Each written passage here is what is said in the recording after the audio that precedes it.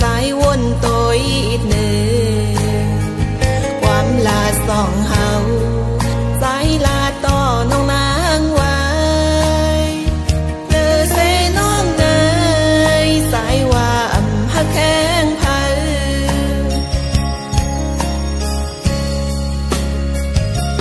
เมื่อเลี้ยวนายสายเลน้องเลยหักกัน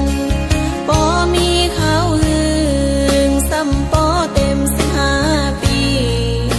หันเฮาซ้ำขึ้นซ้อมคอ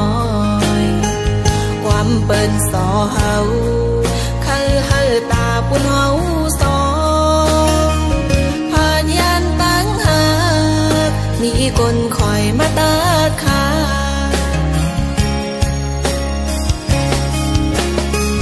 เปิ้นเห็นหน้านางซ้ำปอเลยยานผ่านลูกผ่านผู้เมื่อ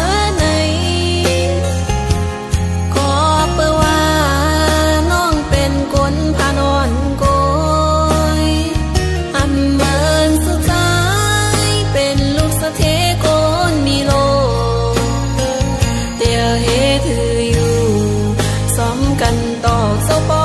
ตาย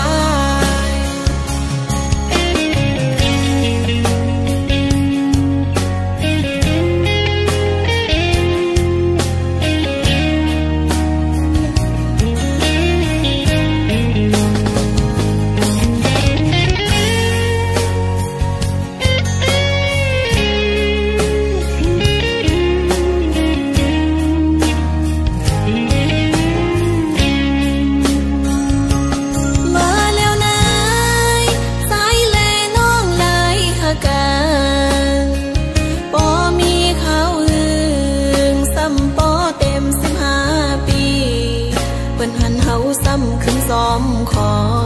ยความเปิ้นสอเฮาคือเฮาตาปุ่นเฮาสองผ่านยันตั้งหักมีคนคอยมาตัดขา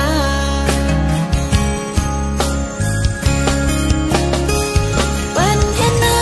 นางซ้ำปอเลยยานผ่านลูกผ่านผู้เมื่อ